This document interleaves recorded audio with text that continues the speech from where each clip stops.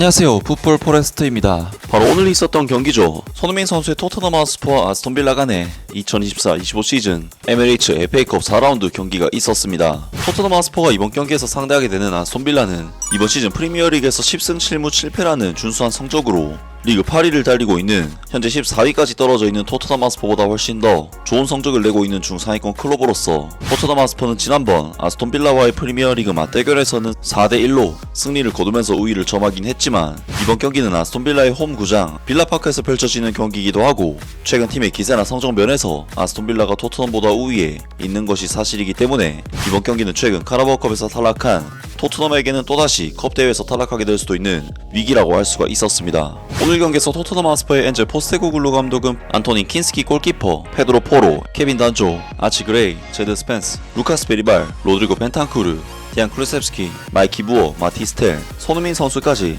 토트넘 하트스퍼는 최근 안 그래도 많은 부상 상황에 히샬리송, 미키 반더벤 선수까지 부상으로 인해 전력에서 이탈하게 되면서 추가적인 공백이 생겼고 그로 인해 겨울 이적 시장의 신입생들인 케빈 단조, 마티스텔 선수가 긴급하게 선발로 출전하게 되었으며 2007년생 유망주 마이키 부어 선수 또한 선발로 출전할 수밖에 없었는데다 벤치에는 다몰라 아자이 선수 외 공격 자원이 아예 없는 정말 심각한 스쿼드로 이번 경기에 나서게 되었습니다. 반면 아스톤빌라의 경우 올리 와킨스 선수가 부상으로 빠지긴 했지만 도니얼 말런, 모건 로저스 등 뛰어난 공격 자원들이 자리를 메웠고 그 외 포지션에서는 토트넘 하트스퍼보다 훨씬 더 탄탄한 라인업이 가동되면서 토트넘에게는 굉장히 힘든 경기가 시작 전부터 예상이 됐는데요. 그리고 이번 경기에서 토트넘 하트스퍼는 아스톤빌라를 상대로 역시나 경기 시작부터 굉장히 밀리는 모습을 보이면서 힘든 경기를 했는데 심지어 전반전 1분 만에 토트넘 하트스퍼는 아스톤빌라의 공격수 제이콥 램지 선수를 완벽하게 놓치면서 프리 찬스를 허용했고 램지 선수의 왼발 슈팅을 안토니 킨스키 골키퍼가 쳐냈지만 그대로 골문 안으로 빨려 들어가 버리면서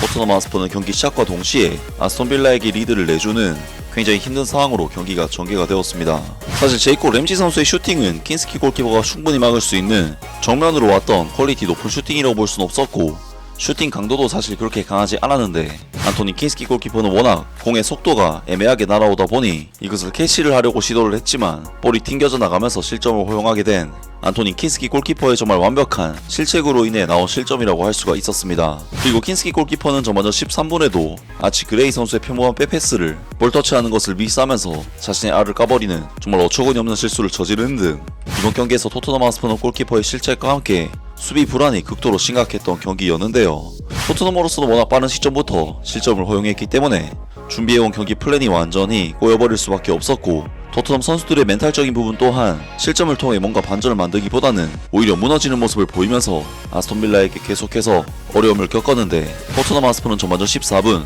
아스톤빌라의 윙어 레온 베일리 선수에게 돌파 후 슈팅을 허용하면서 또다시 실점 위기에 빠졌고 17분에도 틸레망스 선수를 아무도 막지 않으면서 중거리 슈팅으로 위협을 당했으며 20분에는 선제골의 주인공 제이콥 램지 선수를 또다시 막지 못해 슈팅까지 허용하는 등 토트넘 하트스퍼는 오늘 경기가 정말 힘들 것이 예상이 됐지만 아스톤빌라에게 영혼까지 털려버리는 미친 경기력으로 충격적인 전반전 초반을 보냈습니다. 하지만 그나마 다행인 것은 토트넘 하트스퍼는 계속된 위기에도 불구하고 추가 실점을 허용하지 않으면서 어떻게든 한 골차의 리드를 유지했다는 점인데 계속해서 버티던 토트넘 하트스퍼는 전반전 23분 한 번의 역습 찬스로 마이키 부어 선수가 손흥민 선수에게 정말 결정적인 크로스를 내줬지만 충격적이게도 손흥민 선수는 골문 바로 앞에서의 결정적인 찬스를 에미 마르티니즈 골키퍼에게 막혀 결정지지 못하면서 토트넘으로서는 동점을 만들 수 있는 결정적인 기회를 놓쳐버리고 말았습니다. 특히나 손흥민 선수의 이번 찬스는 XG값이 무려 0.43이나 됐기 때문에 마르티네즈 골키퍼가 워낙 잘 해낸 장면이긴 하지만 손흥민 선수의 마무리도 정말 아쉬웠던 장면이었는데요. 그리고 한 차례 완벽한 찬스를 잡았던 토트넘은 이후 또다시 아스톤빌라에게 완벽하게 밀리면서 경기 흐름을 완전히 내줬고 양팀의 전반전 슈팅 숫자는 무려 11대 3이라는 압도적인 스탯으로 벌어질 만큼 전반전 중후반에도 토트넘 하트스퍼에게 계속해서 위기가 찾아왔습니다. 전반전 28분 아스톤빌라는 앞서 좋은 돌파를 보여줬던 레온 벨리 선수가 또다시 토트넘 수비진을 휩쓸어 버리면서 단독 드리블 후 슈팅으로 유효슈팅을 기록했고 31분에도 모건 로저스 선수가 토트넘 중원을 횡단하는 드리블 후 슈팅으로 또다시 유효슈팅을 기록하는 등 계속되는 위기 끝에 토트넘 하트스퍼는 오늘 아스톤빌라와의 경기 전반전을 0대1의 스코어로 마칠 수가 있었습니다. 사실 토트넘으로서는 너무나도 많은 찬스를 아스톤빌라에게 내줬기 때문에 한 골 차이로 전반전을 마친 것이 그나마 다행일 정도로 정말 눈뜨고 보기 힘든 경기력이었는데요. 이번 경기는 당연히 토트넘 하트스퍼 수비진들이 아스톤빌라의 공격수들에게 농락당하다시피 하면서 많은 찬스를 내준 것이 경기를 어렵게 한 원인이기도 했지만 근본적으로는 중원에서 볼 소유권을 지키고 유지하는 데 어려움을 겪으면서 많은 턴오버와 함께 역습을 얻어맞은 것이 토트넘에게는 더 큰 문제였는데, 확실히 토트넘 하스퍼는 이번 경기에서 본래 미드필더가 아닌데다 수비적으로 커버 범위가 넓지 않은 대한 쿨셉스키 선수를 공격형 미드필더로 투입했기 때문에 중원 싸움에서 어려움을 겪었고, 때문에 경기의 주도권을 잡기가 어려웠다는 부분에서 변화가 불가피한 토트넘 하스퍼의 전반전 경기력이었습니다. 이에 토트넘의 엔젤 포스테코글루 감독은 후반전 시작과 동시에 마이키 무어 선수를 이브 비수마 선수와 교체시키면서 중원을 강화하는 선택을 했고, 토트넘 하스퍼는 이브 비수마 선수의 투입과 함께 후반전 초중반 주도권을 가지고 가면서 전반전의 부진한 경기력을 상당히 회복시키는 데 성공을 했는데요. 그리고 토트넘 하스퍼는 좋은 흐름을 통해 찬스를 잡기 시작했고, 후반전 5분 손흥민 선수에게 또다시 찬스가 나왔는데, 아쉽게도 손흥민 선수의 슈팅 찬스는 교체 투입된 보가르데 선수의 태클에 막혀버리면서 또다시 찬스가 무산되고 말았습니다. 그리고 53분 박스 안에서 볼을 잡은 손흥민 선수는 이번에는 슈팅이 아닌 패스를 선택을 했는데, 손흥민 선수에게 패스를 받은 비수마 선수의 슈팅은 수비수의 몸에 맞으면서 또다시 찬스가 무산되고 말았는데요. 결국 토트넘 하스퍼는 비수마 선수의 투입 후 가져온 주도권을 실질적인 득점으로 연결시키지 못하면서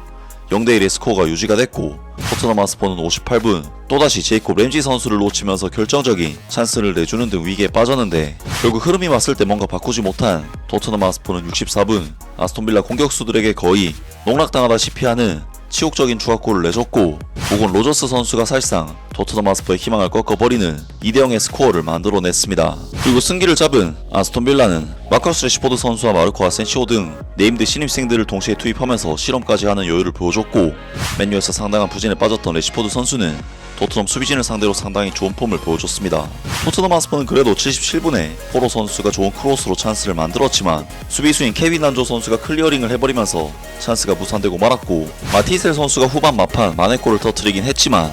토트넘 하스퍼는 아스톤빌라와의 이번 경기를 뒤집어내는데 실패하면서 패배로 마무리를 하게 되었습니다. 결국 토트넘 하스퍼는 이번 경기 패배로 인해 카라바오컵 4강전 탈락에 이어 FA컵까지 탈락하게 되면서 일주일 동안 무려 2개의 대회에서 탈락하는 최악의 결과를 얻고 말았습니다. 정말 토트넘 하스퍼는 엔젤 포스테코글루 감독이 리그 성적이 안 좋았음에도 컵대회 성적이 좋다는 부분에서 긍정적 요인이 있었는데, 이제는 컵대회도 거의 탈락을 해버렸기 때문에 엔젤 포스테코글루 감독을 변호할 만한 근거 자체가 사라진 상황이 아닐까 싶은데요. 토트넘으로서는 정말 유로파리그의 모든 것을 걸어야 할 것으로 보이는데, 과연 토트넘 하스퍼가 이번 시즌 6관을 해낼 수 있을지 유로파리그의 기대를 걸어봐야 할 것 같습니다. 아무튼 오늘 영상은 여기까지고요. 영상 재밌게 보셨다면 구독과 좋아요 그리고 댓글 부탁드립니다.